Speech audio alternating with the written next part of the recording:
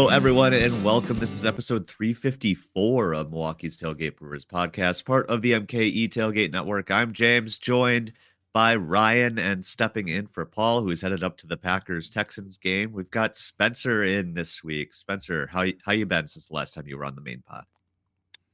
I've been good. I've been doing a lot of podcasts and mostly avoiding baseball, and then just a lot of football, luckily, to take that place for me the last month or so. So that's where I've focused my all of my sports, I guess, focus. So yeah, it's been good though. It was nice of the Packers and Badgers to decide to be good right after the Brewers got Yes. beaten. That's helpful. That was helpful. That was considerate on their respective parts. Speaking of the Badgers, I decided at midnight on Friday night that I wanted to go down to Northwestern, and mostly to just see that stadium because it looked pretty cool. And so I was down at the game and got to do that, and was sitting next to some cool Northwestern fans who were happy to chit chat about what was going on. Did you know how much public money went into that stadium? I do not know.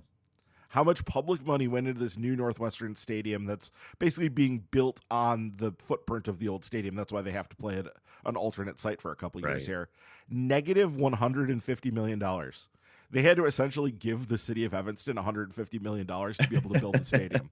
So, and then the rest of it's coming from donations and endowment. So yes, this is the rare sports stadium where, and it's not like Northwestern and its respective alums can't afford it, because of course they can, but yeah, exactly. They actually had to basically bribe the city with $150 million to be able to build their shining new stadium. That's legitimately does look like it's going to be cool, though.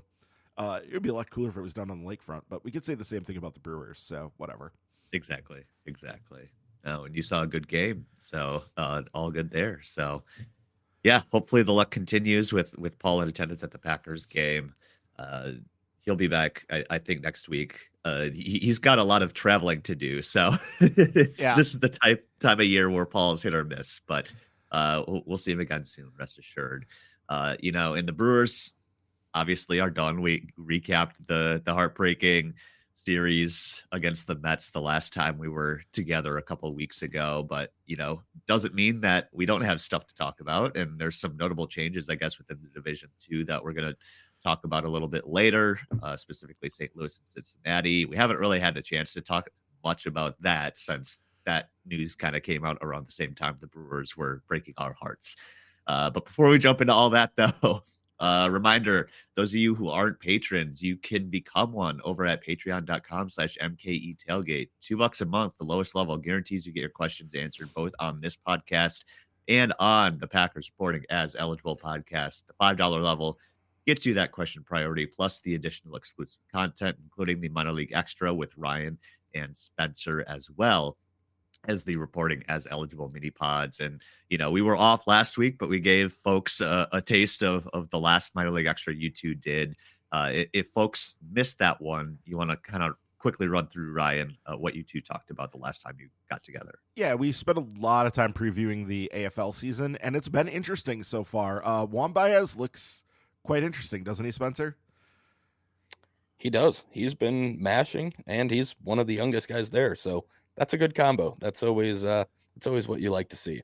Yeah, unfortunately, on the other end of the spectrum, Brock Wilken, aside from hitting a couple homers, has really done nothing so far, and it's, I don't know, concerning is the right word, but if this continues, it's going to be concerning. So he needs to get it turned around and actually start doing something other than hitting the occasional home run, because, that's just not going to work.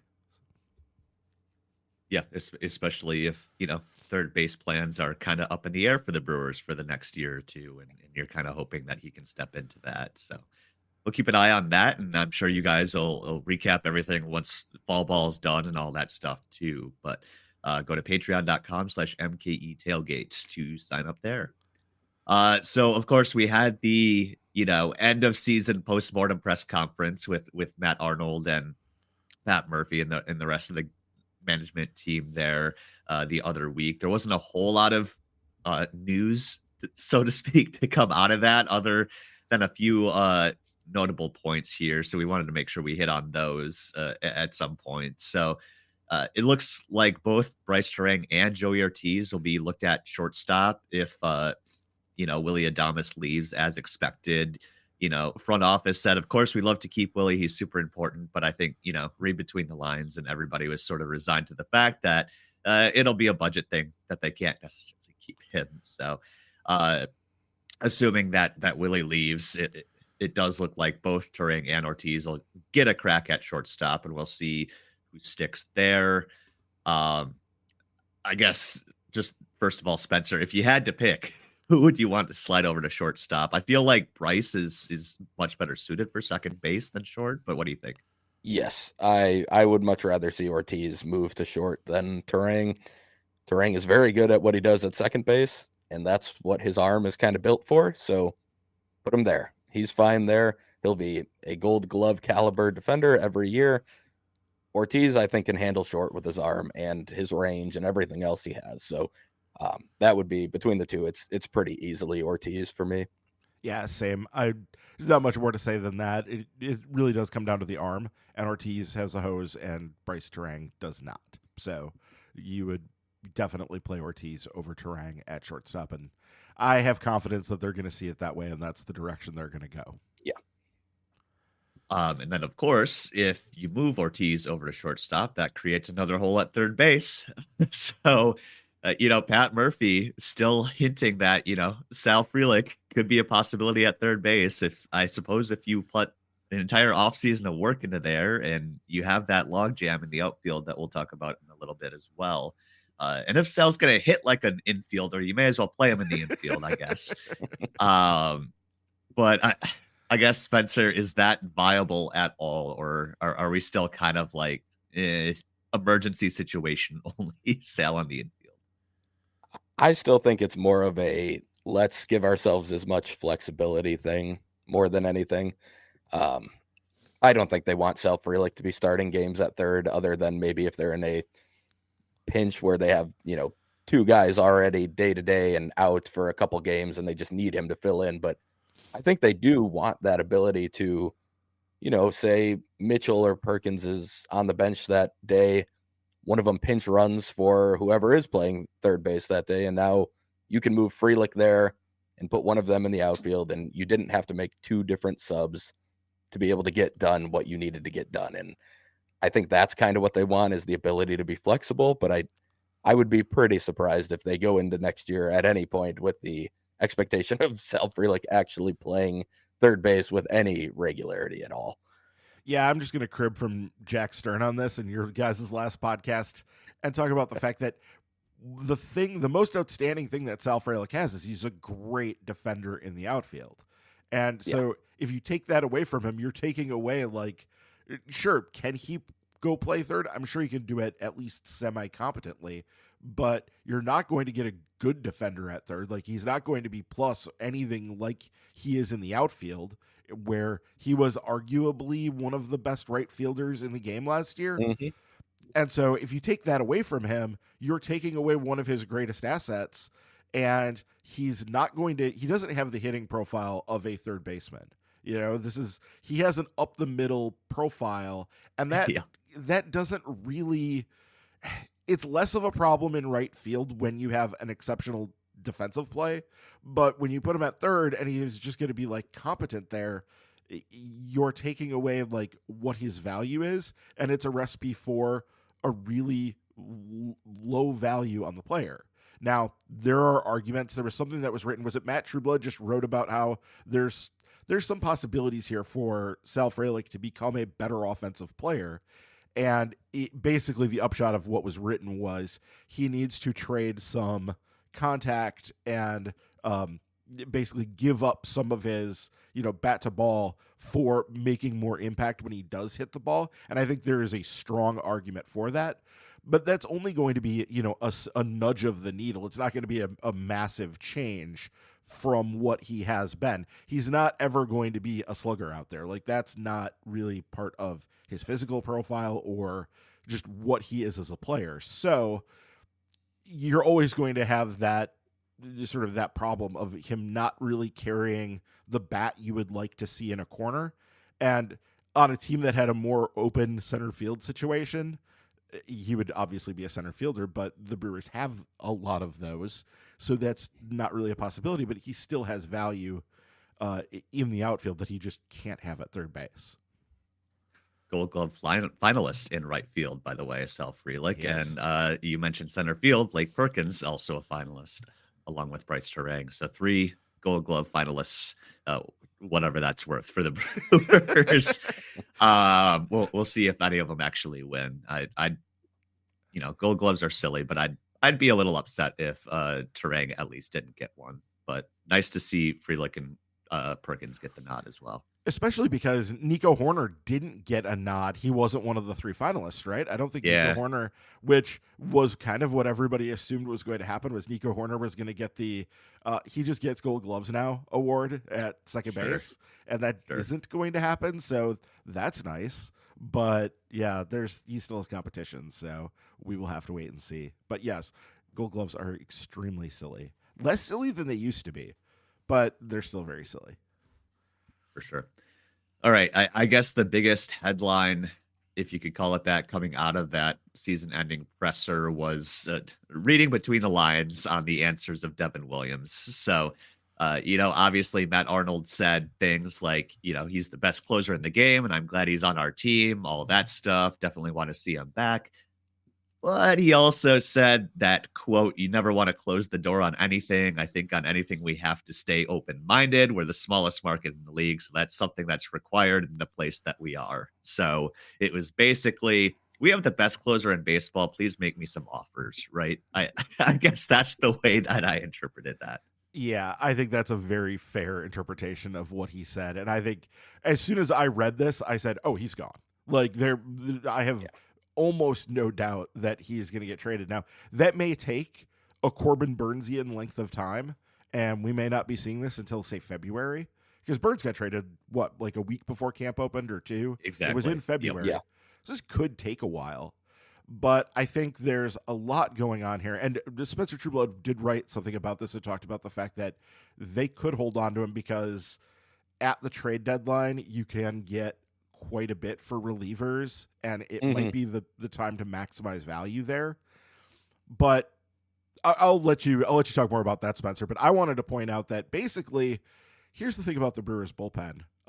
There was a good tweet. Sorry, I don't have I can't cite it at the moment, but the Brewers since 1974 had the second most win probability added by their bullpen since 1974. Coincidentally, the number 1 team in WPA was this year's Cleveland Guardians. So those were the top 2 since 1974. So the last 50 seasons. And they had 14.25, but they ended up with their leader being Trevor Miguel, because, of course, Devin Williams missed a big chunk of the season. He clearly would have led had he been there all year, but he missed a big chunk. But McGill led the squad with 3.04 win probability added out of 14.25. And why does that matter? Because the Brewers bullpen is about depth, and it's about building from a lot of guys and having a lot of people who are capable of doing the job. And getting rid of one guy, getting rid of Devin Williams, isn't going to change that. And I particularly just don't want to see this happen in a mid-season situation, because I don't think the Brewers are going to be out of it next year at the trade deadline. And if you wait to make a trade, you are opening up the possibility of another Josh Hader situation, and I just don't need that in my life again. I don't need that. That's not a thing I need to live through again. I don't need that narrative. I don't need any of that. So I choose not to participate in that sort of perversion. Spencer, what would the return on a midseason trade be worth the Hader-like blowback, do you think? No, I don't. And I do think that Matt is correct in saying that you probably would get more, assuming that one, Devin Williams is actually healthy at that point. Like, that's another risk that you take by carrying something into the season. You could have an injury in mid-July and all of a sudden you can't trade Devin, you get nothing for him. Like, there's other risks that come across when you carry somebody into the season like that. And with Hader, obviously there was a year and a half left on his deal, not just half a season, which is what you'd be getting out of Devin. I think you make the trade in the offseason. I think just in general, ripping the Band-Aid off amongst the clubhouse with teammates is a lot easier to do in January, February than it is in June or July. It is. And that trade-off of maybe getting a little bit more value just doesn't seem like it's worth it for me, because they'll get something close to what they want no matter what. If they make this deal, there's going to be a market for Devin Williams. Teams are going to want to have one of the best closers in baseball. It's just a matter of playing it correctly and getting what you want out of it. And I trust Matt Arnold to do that. So I think there's definitely logic to what Trueblood wrote, but I think there's a lot more of an argument for doing it now, doing it in the offseason, and no issues within the clubhouse, no issues with potential injury. All of those things go out the door. You're just able to trade them, make the deal, and then go into next season knowing what your bullpen's going to be for the season. Let me ask you this. Is it important that they do it before camp opens, though? Because that way you're not yanking the guy out of the clubhouse to have it done going into camp. That seems like it's probably a good target and a good goal to have, right? I think ideally that would be what you want to do. I think you want to do it before everybody's together, because then it's kind of similar. Still not the same as I think in the middle of a pennant race, but still it's similar where guys have seen them, they've been hanging out with them the last few days, whatever, and now you trade them. I think just doing it while everyone's apart is the best time to do it. And there one more question I wanted to ask too, because this came up on Twitter. Somebody asked me this. Do I think that what we've seen with all world closers this postseason, which is Emmanuel Clase can't pitch without just giving up dingers, which is so weird and so bizarre. He's literally one of the greatest relief pitchers of all time, him and Devin both, and these guys just can't stop giving up dingers in this postseason. Do you think this changes the market at all for like how teams view top line closers, or not really? I'm inclined to say not really, but I'm willing to entertain arguments that it could change something. I would lean towards not really, but I do think, I'm sure some teams it will. I mean, there's still different levels of, smart versus dumb teams in MLB, although we're trending more towards a lot of smart teams. But I'm sure some teams are going to take these 3 to 5 game samples of Devin Williams and Emmanuel Clase and say, well, they're not worth what you guys are asking for because they can't get outs. And in these tiny samples like it, they're very good relievers. They're going to be very good relievers. They'll figure it out. They're not going to always I guess I can't say for certain that they haven't been figured out, but I have a hard time believing that they're all of a sudden going to be getting shelled in the regular season and postseason all the time. It's just, they have too good of stuff to do that. Teams did their job. 2 New York teams did their job against these guys and had great at-bats, and it makes it look, it's weird. I mean, it is weird. Yeah. I can't explain the Clase thing at all. I don't get it. I have no idea what's happening with that. But no, I don't know. Yeah. I saw some stuff about maybe just the Yankees specifically are like Clase's kryptonite, because you've got Giancarlo and Judge who can just basically foul anything off. If they that cutter's awesome, they can just flick it off until they get something that they like. So I don't know. That could be it, or it's probably just a super small sample. And it's weird to me too that we're like careening towards seemingly a New York LA World Series, and neither of those teams have necessarily the big name shutdown closer either. They've got a lot of depth, but I don't know if that speaks to anything in terms of the way the game's trending at all. I don't know. Yeah, I think it does. I think the depth piece of it is the important part. Both are built more around bullpen depth than they are the guy at the end. The thing was, the Brewers had both of those things. The Brewers had the depth and they had the guy at the end. And it was the guy at Cleveland too. Yeah. Cleveland too. Yeah. Cleveland also built around bullpen depth. I mean, more than anything, the baseball postseason it's going to defy your expectations because it's baseball in a short sample. Mm-hmm. All right, so let's move on. Look elsewhere in the division. As we noted, some big changes, specifically coming in St. Louis, where John Mozeliak is on the way out, but kind of given seems like a retirement tour in a weird way, Yeah. as a GM or Pobo. It's like, thanks for, the past 10 or 15 years, but we don't want to keep you. And more specifically, maybe they wanted Hein Bloom and they had to like promise him that he was going to be the guy. Uh, so basically, Hein Bloom's the former GM in Boston, set to run baseball ops for the Cards, but not for another year because Mo's going to stick around, which to me feels like who's got the final say on like trades and additions? Well, Right. the Cards aren't going to be making many additions, so maybe not that part. But if you're trading away these pieces, I feel like Hein Bloom needs to be in the room Yeah. to make those decisions. I guess, why do you structure it this way, Ryan? Can you think of any sane reason to do that?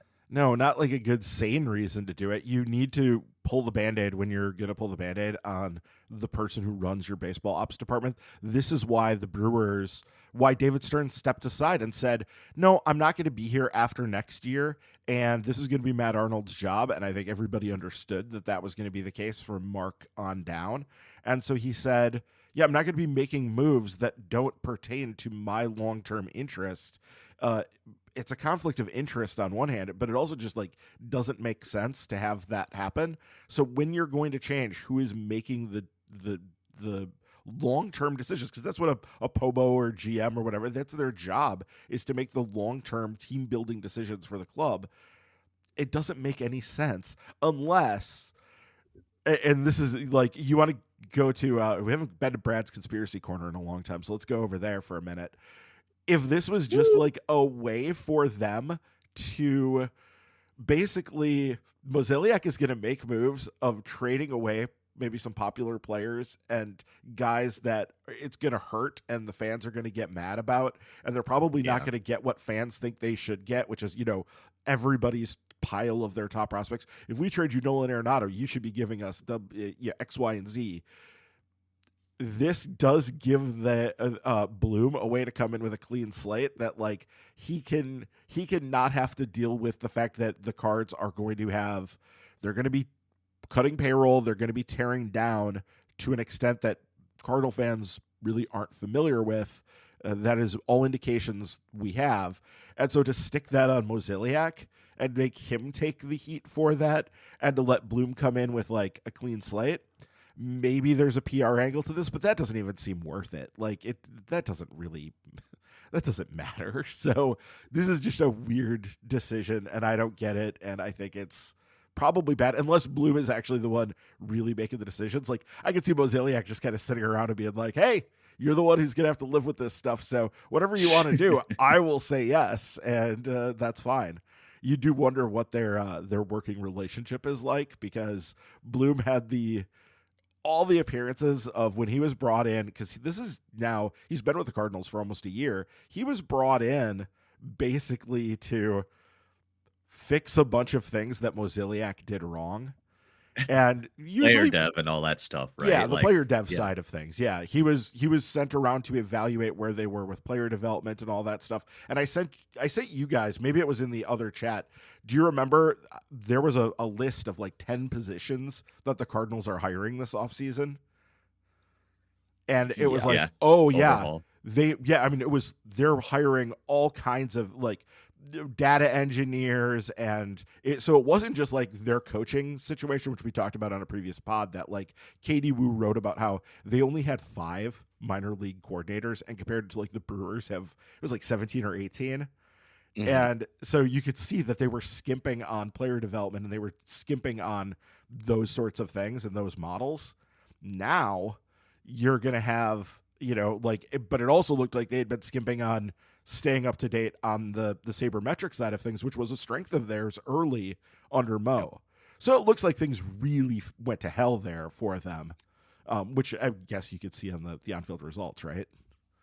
Yeah, and it coincided with Jeff Luhnow going to Houston in a lot of ways too, right? But Spencer, it is weird that like for a while the Cardinals were the Brewers, and that they had a bunch of not necessarily top 100 guys who broke through and were solid contributors, and now it's totally the inverse, right? Like you have guys who need to get traded away from St. Louis to really break out. So Yeah.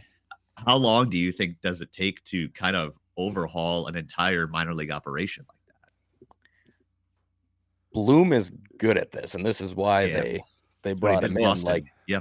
yeah, and the other thing with Bloom is that he is seemingly willing to just kind of eat the hate that he gets from fans The because he poor knows he's man. doing things correctly. Yeah. Like, That was his life in Boston. Yes. yeah, like, so I unfortunately for the Cardinals, I think it's a very, very good decision overall. I do think the 1 year just in the middle thing that they're doing, I don't understand it. I don't get why they feel like that's a good idea at all. I don't see any reason for it. But I do think the only thing that I think Ryan just talked about, I could see, I guess, making a little sense is that maybe they are planning to do a pretty big teardown this offseason, and they want Mozeliak to be the guy who takes the heat and the brunt of that decision. And then Bloom does get to come in when they're in the middle of a rebuild and nobody's really expecting them to be competing right away. I would think most fans would understand that, Bloom's already here. He's already part of this, but you might be able to take a little bit of the heat off of him, I guess. So that's the only reason that makes any sense to me. And it still doesn't make a ton of sense, but I do unfortunately expect this to go pretty well for the Cardinals long term. Bloom is good at this. He's going to build them a good farm system. He's going to put them in the right track in terms of modernizing their entire operation. So I will enjoy the few years where they don't have that, I guess, and then unfortunately get back to having to fear the Cardinals every year, most likely after a few years. But I'll enjoy it while I got it. Yeah, I mean, if St. Louis has shown anything with Mo, right, it's like the willingness to just ride through even like some tougher times, and he's been there literally forever. So in some ways, Bloom might get the opportunity he didn't really get in Boston to see the results through because they're less patient up there. I don't know. We'll see how it goes. Yeah, he does have a 5-year contract, so Yeah. he's being given some time here to do this, and I think they understand that it's going to be a long-term process, but it's also the Cardinals, and I can't see Cardinals fans being patient because when have Cardinal fans ever had to show any patience? Like, No. they never have, so yeah. Yeah, they've already missed the playoffs a couple of years in a row, so that's that's death to them. All right. Elsewhere in the Central, the Reds hired Tito Francona, which is kind of a surprise. And that news, I think, broke on the same night the Brewers were eliminated, so we weren't in the mood to talk about it. But obviously he had a great run of success post Boston, also in Cleveland, really helped stabilize that organization there, and kind of shepherded some of the league's youngest rosters while he was there too, right? So that was always Cleveland's thing, where they always had some of the youngest teams in all of baseball and were still making playoff appearances. So I guess the Reds hoping for similar results there, replacing David Bell, who was fired, I think, in season, right? So we knew the change was coming, but Tito's the big name move. And I guess, Spencer, to you, does this, move the needle at all for however much managers help? Obviously, Tito's always been regarded sort of like Craig Counsell as one of the best, no matter what the situation, right? So I guess, does this help the Reds kind of stabilize and get over the top, or how do you think this plays out? I definitely think they got better with this hire. I think they're a better team now that they have Francona over Bell. Bell was not a very good manager, in my opinion. No. So they went from a bad one to somebody who I do think is still pretty good at his job. I was surprised, for sure. That was not fun news to see pop up on my phone as I was walking out of AmFam on that night. That was just a real nice extra kick to the shins on that one. But he's a good manager. He's going to help them. I still think the Reds have plenty of roster work to do, especially on the pitching front. But I think he'll maximize them better than Bell was, which means they'll probably be a better team. And they are still going to get better just by continuing to grow as a very young team. So I think they'll be one of the teams that can at least challenge next year. I don't know if I would expect them to necessarily be right there at the end of the season, but I think they'll be a tough team in 2025, partially because of Francona. Yeah, I mean, it's going to be hard to know how much of this is just the natural progression of a young, talented team. And some guys coming back, like Matt McClain, I don't think played at all this year, and Mhm. he'll be back next year. And there's going to be some of that. But as you said, they have a lot of roster work to do, and that's going to be more important. So I think this does make them better. I think Francona is good. I would have a little bit of concern, though, if I was a Reds fan, that sometimes Terry Francona is now what, like 67, 68? 65, I just looked. Yeah. Okay, yeah, he's 65 and he's History had of health problems recently. yeah, too. serious health problems. Has had a number of surgeries, has blood clot issues, a bunch of, really serious things. And there was a lot of surprise. That was the people who kind of were in the know expressed a lot of surprise that he would actually come back because of those health issues. So will he be the effective field general that he was during his Red Sox and even, Cleveland days? Or is this going to have to be a different version of him? Somebody who's less engaged and less, I don't know, not putting in necessarily the same amount of time and effort. This is always a question when you get to kind of older managers, older people running things like that. We don't know. So there are definitely some questions there. He's certainly not a long-term solution, but as a guy to help them, make the transition from being a young, interesting team to a contending team, that does seem to be something he could probably help them with. Could be the Pat Murphy effect there. I guess before we get to questions, the other big piece of news that came out since we last got together a couple weeks ago, the Brewers no longer on Bally Sports, or I guess FanDuel Sports as they're known now.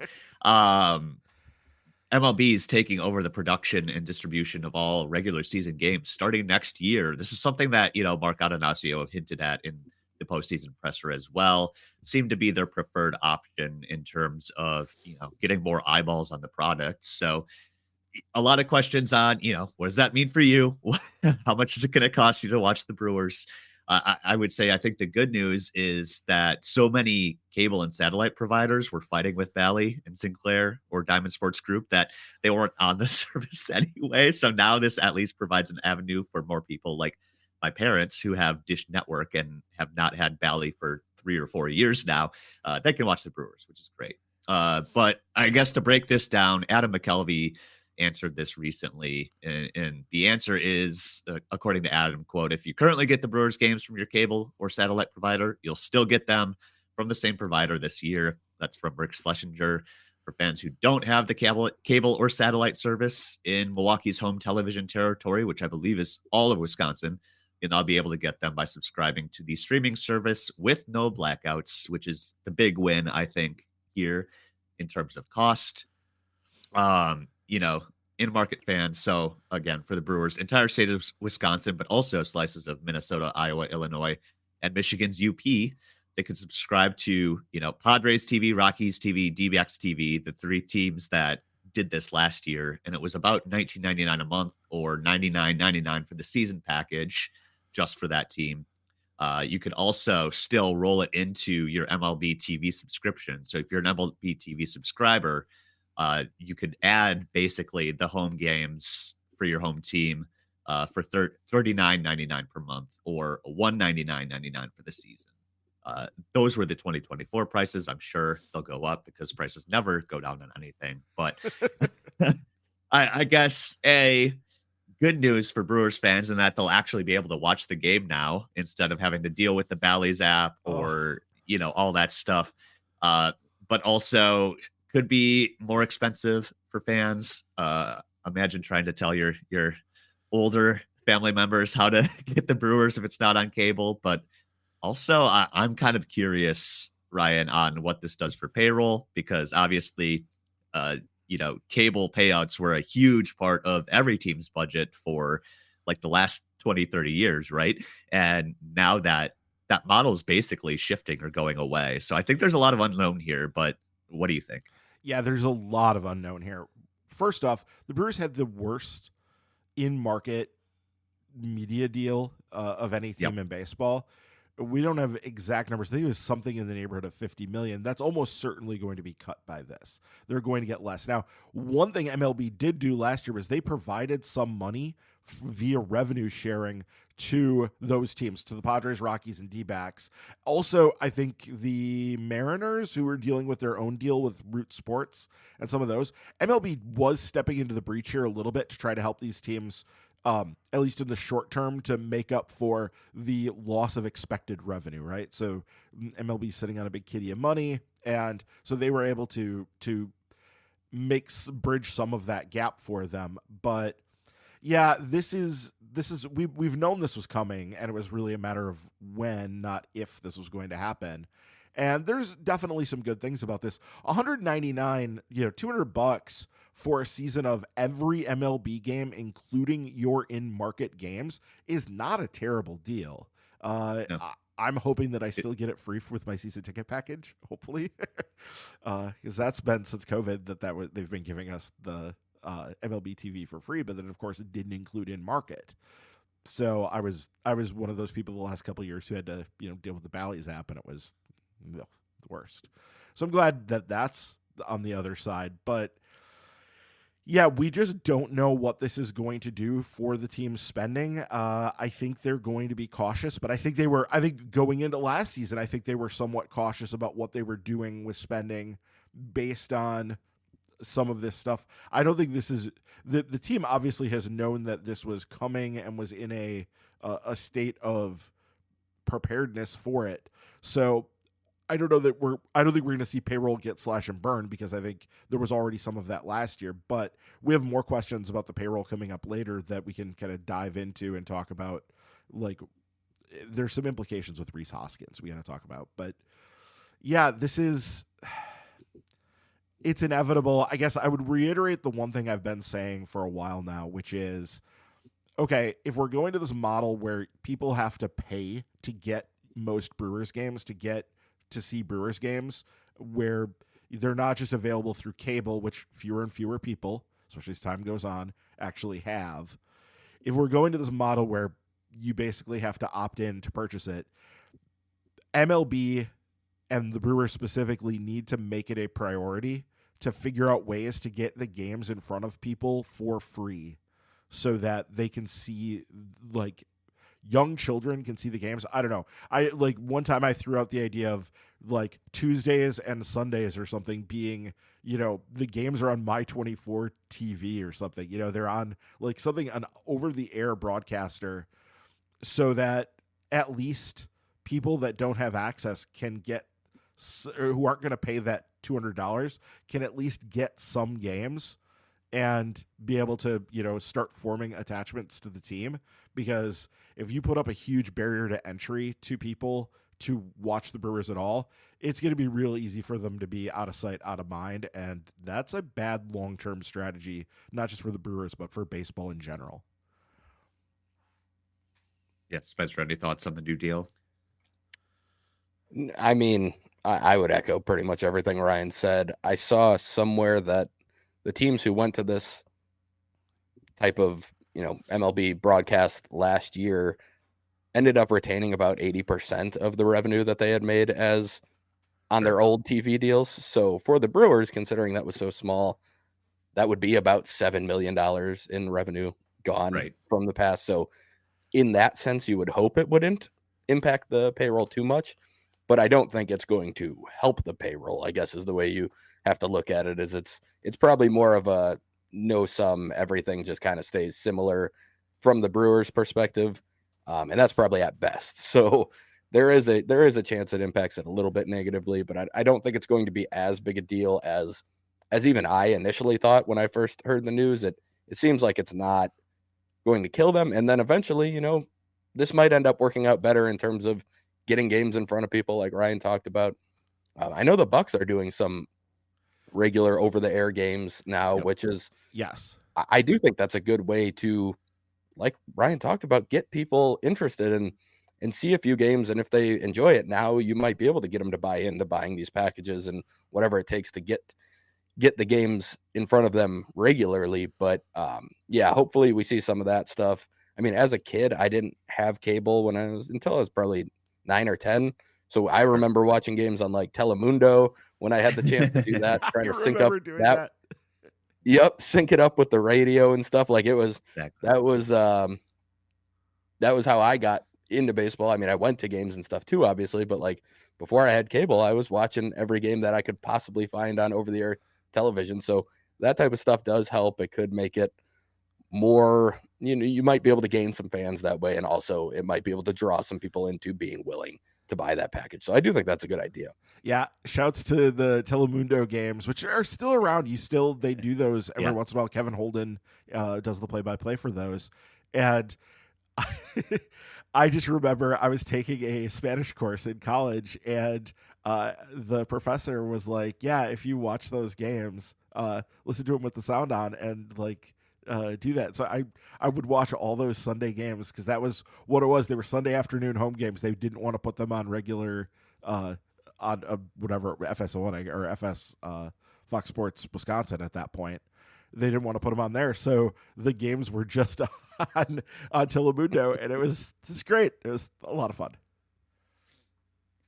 All right, let's do questions. Adam Post, first Patreon question this week, kind of touching on something we mentioned at the top of this show. How much have you paid attention to the rest of the playoffs? I haven't followed any of it. I figure I still need a few more weeks or months to rediscover any passion for baseball. Also, Ryan, how good is Liverpool really? I don't expect my Chelsea to win, but hopefully at least they keep things respectable on Sunday. And we should mention we're doing this on a Sunday morning, so Ryan can watch some footy later on. But I guess along with Adam, I could not watch the NLDS, specifically the Mets-Phillies series. I've tuned into the LCS a little bit more, but I guess, Ryan, how has your baseball viewing been altered, if at all? No, I mean, I was right back in on Saturday.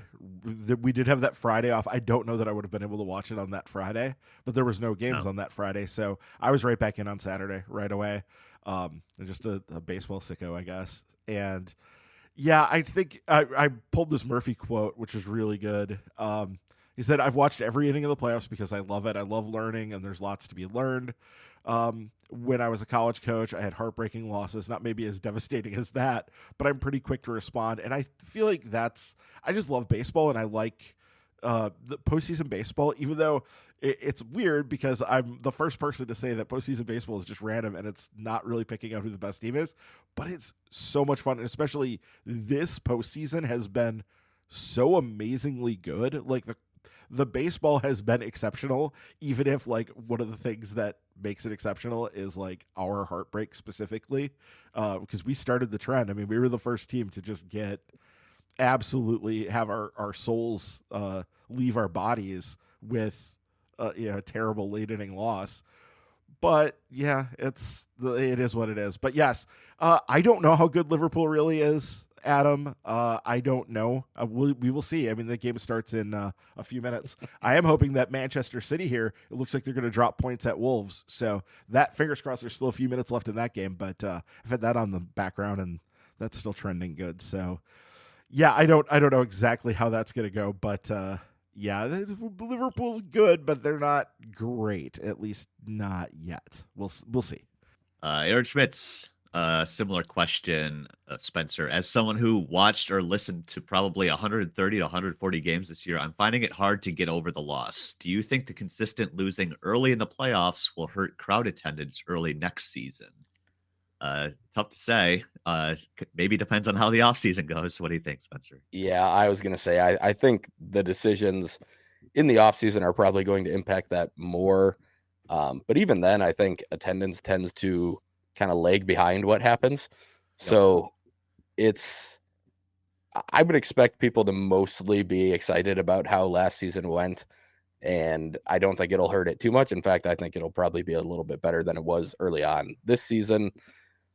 But I do understand that like there's going to be a group of people who are just going to be like, I need a little bit of a break at the beginning of the year. I'm gonna see how the season's going, and then maybe I'll start going to games and that type of stuff. There's always that group of people. But I don't expect it to hurt it much. In fact, I do think it'll probably be a little bit better. But I definitely get the finding it hard to get over the loss thing.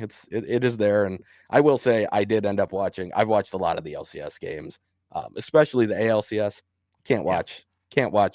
The Mets are still really hard for me to watch. Exactly. I watched Ohtani. I turned it on and watched Ohtani hit a nuke, and I still didn't feel anything. And I was like, okay, I just can't watch these games. I'm going to watch the ALCS, and those games have been awesome. So I've been enjoying that, and I've been watching like minor league stuff. I've been watching the AFL on the streams that are just terrible quality. So I'm still finding my baseball fix. It's just a matter of avoiding the Mets more than anything else. Yeah, I've been happy to see the Mets get their ears boxed a bit in this series with the Dodgers, but then they came back and now they're they just have to win 2 more games to go through, and it's like, oh boy, the Dodgers situation with pitching is so dodgy that you just don't know. They can fall behind early in a game and it could end up poorly. To the overall question, I don't know how much this necessarily matters in terms of attendance. Early season attendance is always kind of an issue anyway, because before school lets out, those I've been to so many weeknight games in April and May, and they're lowly attended, and unless you got the Cubs or somebody in town, like they're lowly attended games. I don't know how much that impacts things, and I think I'm sure a lot of people were saying after Craig Counsell decided to leave last year, people were saying, oh, this is going to kill them. This is going to knock attendance down. And from the opening of camp, you already had a resurgence in interest because the vibes were so good. Even like at the beginning of camp, everybody was excited. The Jackson Chourio thing. Baseball has a way of just doing that, of just finding something to make you interested and to drawing you back in. It's the I thought I was out and they pulled me back in meme. Like, right. Like it's always, if you have the baseball bug, if you have the disease, it's going to come back around. I think most of the time it's pretty hard. You have to really work, really work. You have to John Fisher things to really drive people away. Like it's pretty resilient to that sort of thing. One more gut punch post-loss question. Mark Podscarby asking, every year I fall in love with the Brewers, and every October I remember why I hate MLB. With Cleveland being eliminated, small markets will now only have one World Series representative in the large small market gap. And I think, since like what, the 2020, Tampa was the only one that snuck through, I think, right? Yeah. So I guess Mark's question, is that gap between large and small market increasing rather than lessening? Ryan, what do you think? No, I don't think so. I think that as long as we have the system where you have the 6+1 control situation, as long as that exists and it kind of props up the competitive balance of the sport.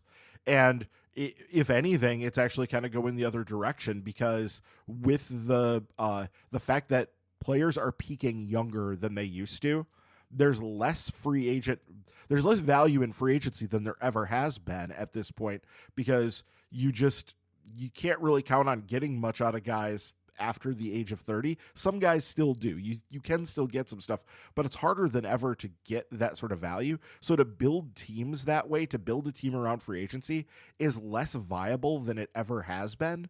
And so I think that if you're a smart organization that knows how to draft, develop, and do things like that, I think it's a pretty decent time for that.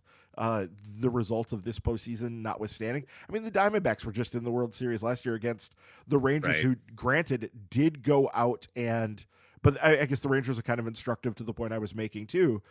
The Rangers did go out and pour a whole bunch of money on their roster. Was it 3 off seasons ago? And their results so far, 3 seasons, 1 year they made the playoffs on the last weekend by the skin of their nose, and then got hot and won the World Series. And the other 2 years they missed the playoffs.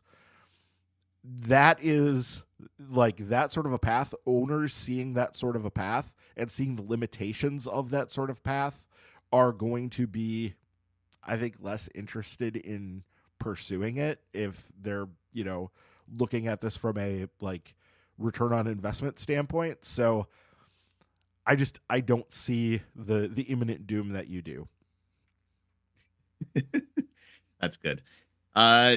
Couple of questions semi-related, so I'm going to take them together. JD asking, assuming Adames is gone and Ortiz moves over to shortstop, is there any decent third baseman who could pop 20 to 30 home runs on the free agent market or trade market available?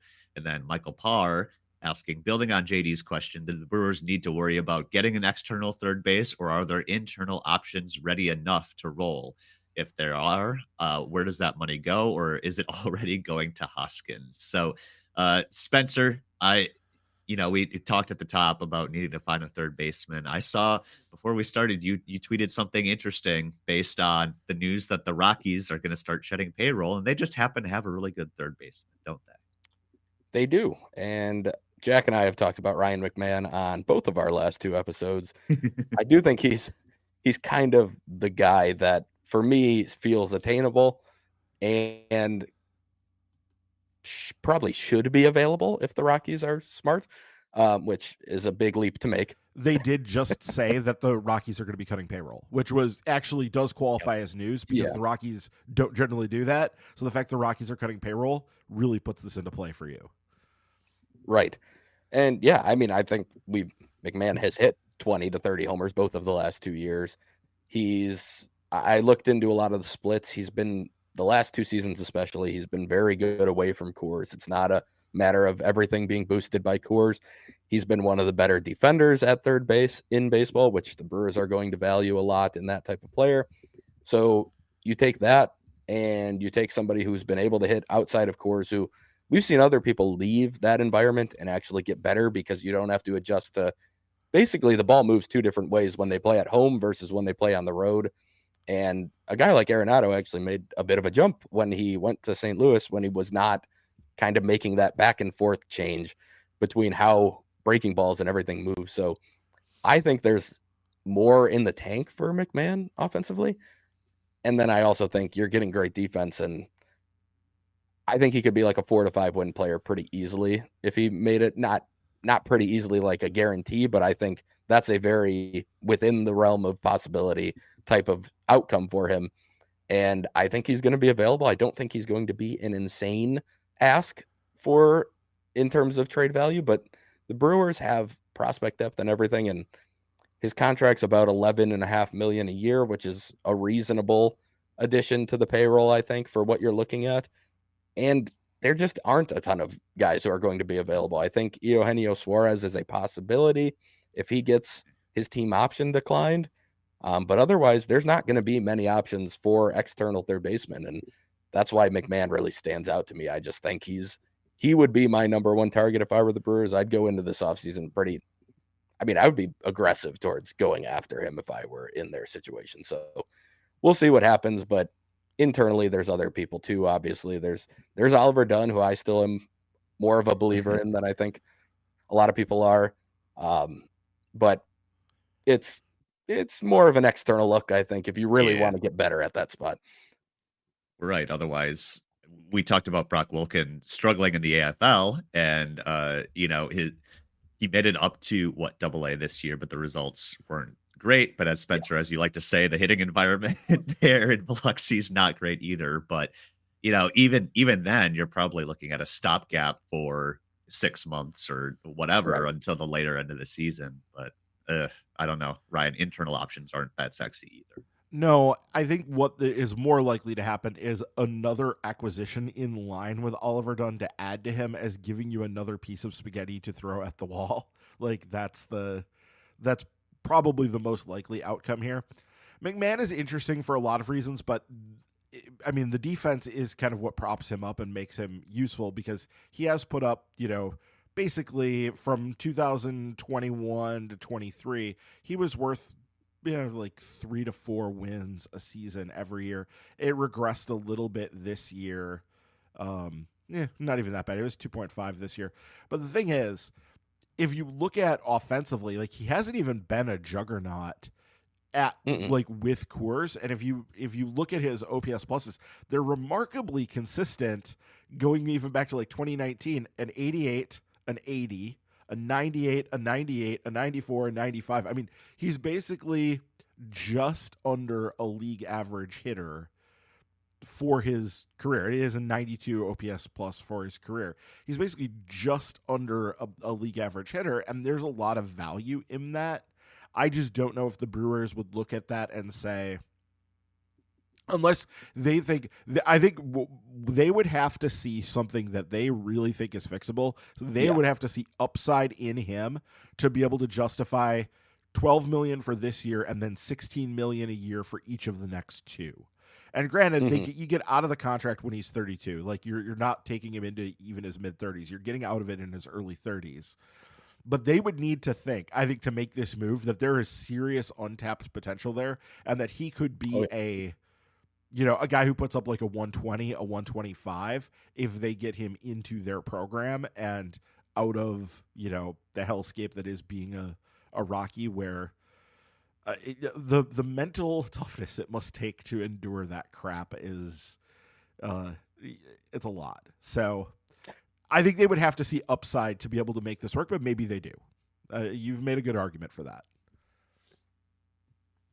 Brian Polakowski, next question, asking, how do you propose clearing the logjam in the outfield with Yelly, Chourio, Mitchell, Perkins, Frelick, and possibly Tyler Black? Also, injuries don't count, so take that away. But also, I feel like you can count on Christian Yelich getting hurt. So I don't know. But Spencer, how do you see playing time breaking down? I know we frequently say it'll sort itself out, but do they need to do anything to address a logjam? Yeah, I mean, saying injuries don't count makes it a little unfair because they're going to be there. They have so many Mitchell injuries too, right? Exactly. Yeah, Mitchell hasn't been healthy. Yelich has not been healthy, and he's going to get days off just built in no matter what now, especially coming off of this. I think Black's probably just the odd man out of this group is really what it's going to end up coming down to. I've maintained that one of him or Frelick is probably going to be gone from the organization by to Colorado for Ryan McMahon. Yeah, well, maybe. But I do think of that group, Black is the odd man out, and I think you don't need to build in everyday playing time for Blake Perkins. Like you don't have to. He can face lefties because he's going to be one of the few righty options in that group. But Chourio and Yelich are everyday guys. Mitchell and Frelick get a decent amount of playing time, and Perkins is that fifth guy.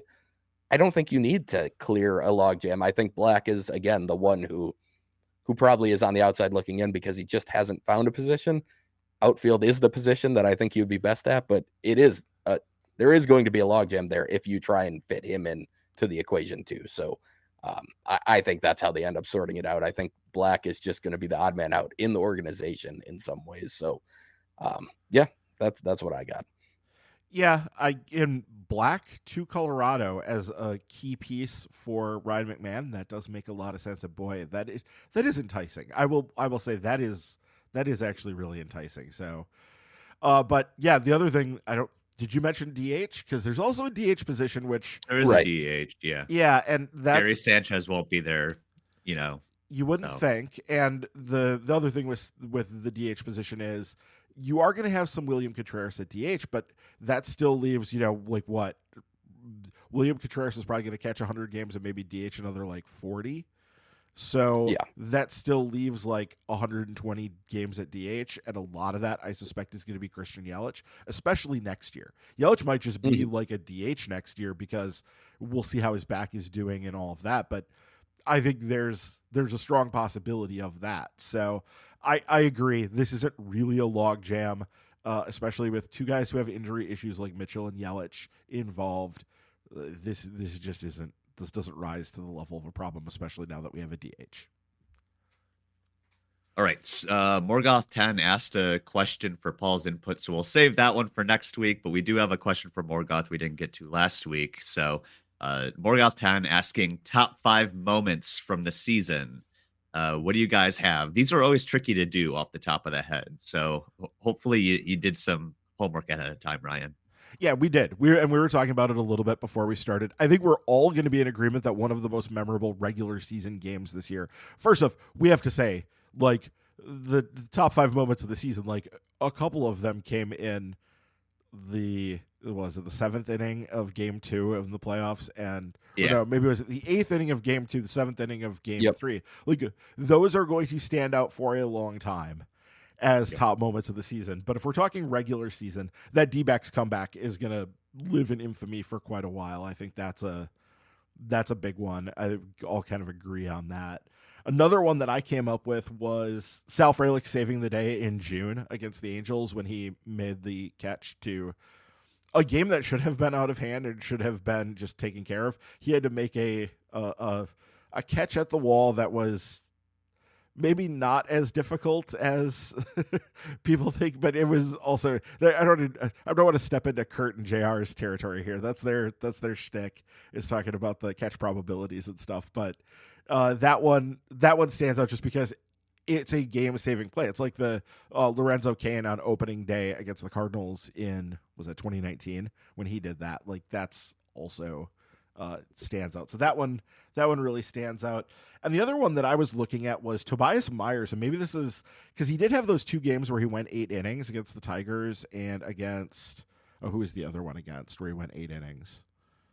Off the top of my head, I can't remember which was the other one that he went. But there was another game which was actually really probably his very best game, and that was against Cincinnati in August.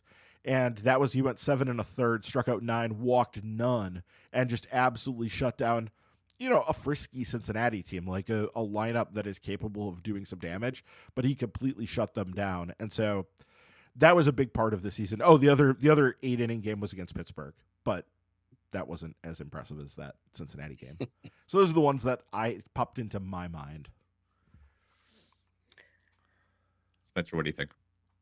Yeah, I came up with a few also. I think the one that stuck out immediately to me was the Willie Adames go-ahead homer against the Cubs in Craig Counsell's return.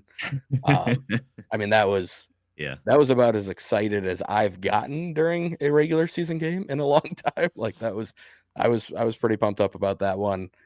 Right away to begin the season, you had the Rhys Hoskins crybaby thing with Jeff McNeil, which was that was a fun moment. Maybe not set the tone top moment, but yeah. I think about the Joey Ortiz game against the Yankees when he hit his first homer and then also walked it off. And then the other one, the other game, I guess it's less moment for some of these, but like the Reds game where Perkins robbed that homer in straightaway center, Churio hit the go-ahead homer, and then Bowers made the game-saving diving play. Like that was an electric game on a national TV broadcast. Like that one, that was a really, really fun one too. So those were the ones I was able to come up with. All good stuff. Chad Fairs, next question, asking if I wanted to get a jersey that celebrated the organization's method of throwing spaghetti and seeing what sticks, what number over the last decade has had the most spaghetti players wear it? If you were going to get a jersey with the name spaghetti, which number would it be? 24 and 11 both have some good candidates over the last few seasons, but Churio and Contreras are certainly not spaghetti. Ryan, what do we have after diving through, I'm guessing like Baseball Reference? What's the most spaghetti number you could have? Yeah, there is an actual answer to this. And I will tell you, because over just literally the last decade, 3 people have worn this number. And it's Hernan Perez, Jace Peterson, and Andrew Monasterio. And that's the definition of spaghetti, is it not? Yeah, so 14. Number 14, number 14. Yeah. But it even goes back further than that. Like, I could go, Jeff Bianchi had that for a few years. Brooks Conrad, Casey McGee, who is Mr. Spaghetti, right? Like, he was spaghetti that stuck. Even going back to, like, Russell Branyan, Gabe Gross, Mike Coolbaugh, R.I.P., he was there. You have to go back to Dave Nilsson in the 90s to find an actual player who was like a long-term, he stuck wearing this number. And also this also has Paul's favorite guy, Gus Polidor, from 89 to 90. He wore 14 as well. So I think like 14 is, unless you've got something better here, Spencer, 14 is like a very good answer to this question. I think you would get 14 and throw spaghetti on there, and I think you would be doing pretty good for that one. Yeah, I looked at 14 as one of them. I thought 12 wasn't a bad one. Just in the recent years, you've had Stephen Vogt, Alex Wilson, Justin Smoke, Luke Maley. Hunter Renfro's a little less. He falls out of that, I think. But Javi Guerra, Jahmai Jones, John Singleton. Obviously, they ended up with Hoskins there this year. But that's a lot of like, oh, these are waiver claim spaghetti guys. 25 also stood out to me a little bit just because G-Man Choi, Jordan Lyles, who worked out great, obviously, Jay Jackson, Brett Anderson, Taylor Rogers, obviously was meant to be more than spaghetti, but basically was. Darren Ruff, which, yeah, that's spaghetti. Blaylock, I'm not counting. He made like one appearance. Eliza Hernandez was a waiver claim. And then Nick Mears, I guess, I don't think they viewed that one as spaghetti. I think they do view him as pretty good, but those were two other names. 14's probably the best. I think it goes back a little bit further than those two do, but there's some good options for you out there if you want to get it. I think that would be a great jersey to get, by the way. That'd be pretty funny. I don't think anyone would understand it, but we would. No, right. That'd be fun. Yes. And that's the thing is a joke like that. I don't remember who was talking about that. Maybe it was like the jokes are the best when it's a very small number of people who get it.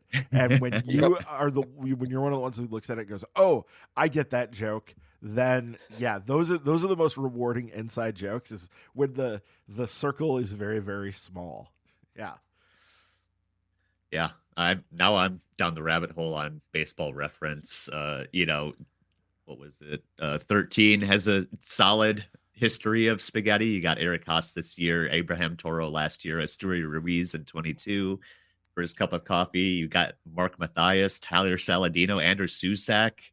And then you get into, Will Smith and Zach Greinke, so it's less fun. But those are some names. 18 has Chris Roller and Vinny Capra this year. Keston Hira, Mike Moustakas, Eric Sogard, Ramon Flores, Chris Davis, Sean Markham, Jason. So there are some, names there at 18. But yeah, I think you guys kind of nailed it. I feel like 14 is the perfect spaghetti number. Yeah, just mostly because like Monasterio, Peterson, Perez have all played important roles, especially Peterson and Perez played really important roles on important good Brewers teams. And they were that was totally out of nowhere. It was truly throwing spaghetti at the wall and it stuck and it worked for a while. That's why it really kind of, for those ones, it really does kind of stand out.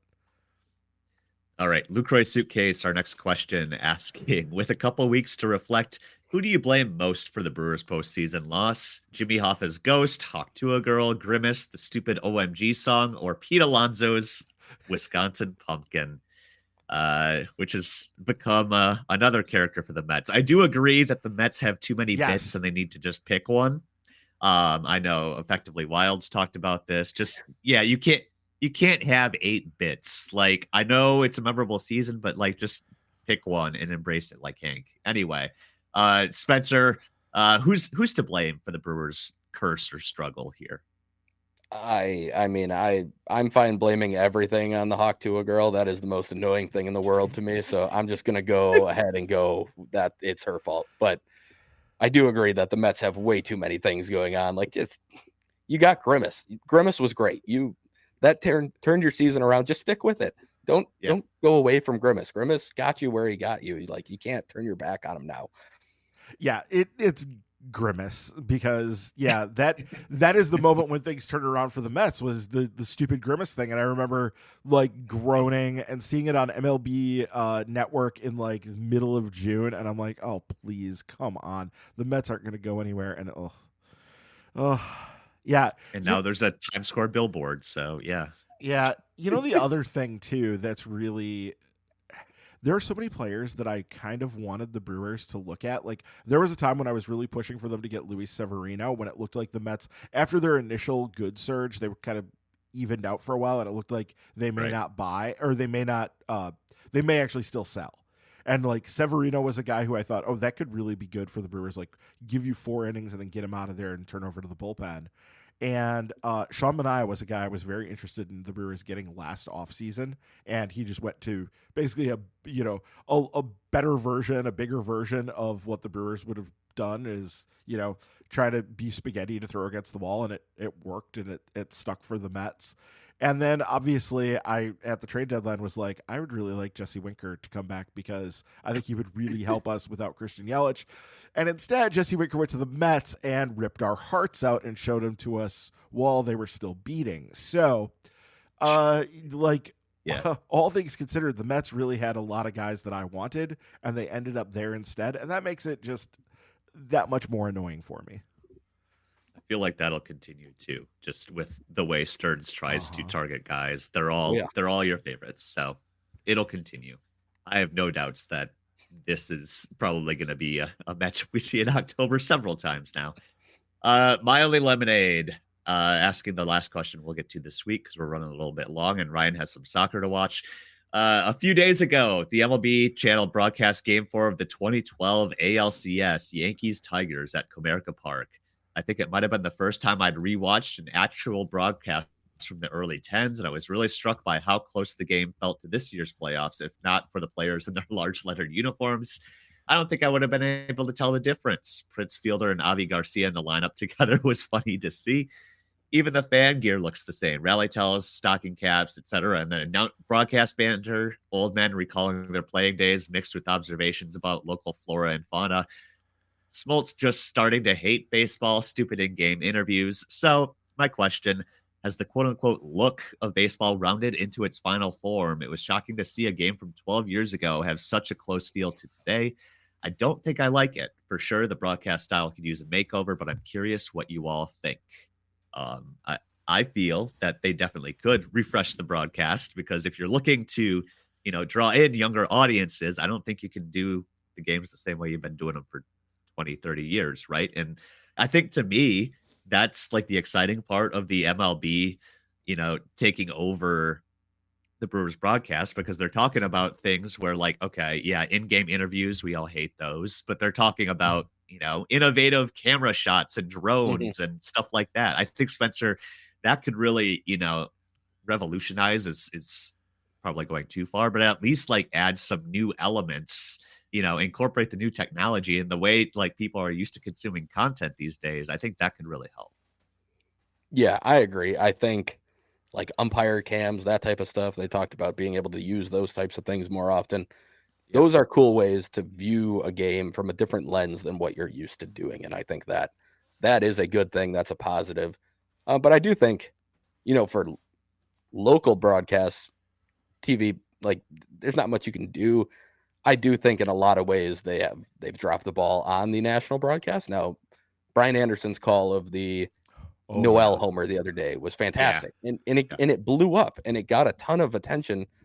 And it was the call that blew up into like, obviously the homer got a ton of attention too, but they even showed the booth with BA and Ron Darling and Jeff Francoeur all going crazy in the booth. And like, that's the type of stuff that I think a lot of kids get excited by. Like, oh, a fun call about Christmas, like all these things, like that is where you gain younger fans in a lot of ways and like viral moments and stuff. And I don't love all of that. I think, I'm already getting old. Some of these things I get bothered by, but like, I do think that's how you get younger people involved. And I do think, you have to change the look of baseball a little bit in order to do that. And that's just how it is. That's how everything evolves over time. It's interesting to me.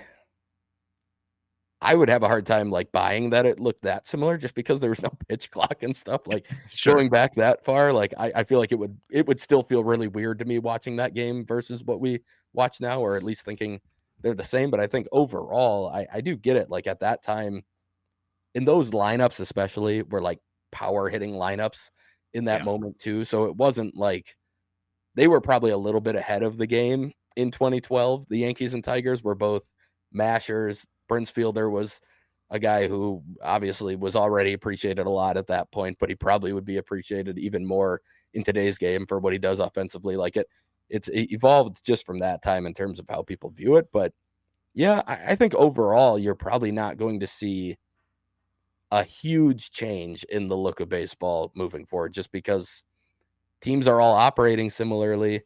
Teams are all they're starting to get the Brewers like break the mold by doing tiny little things differently. Like the overall goal of everybody and everything is pretty similar. It's just a matter of finding those little tweaks you can make. So I have a hard time believing you're going to see a huge change in the way baseball looks, but I do think there's still evolving left to be done. So I don't think you're seeing the exact final form.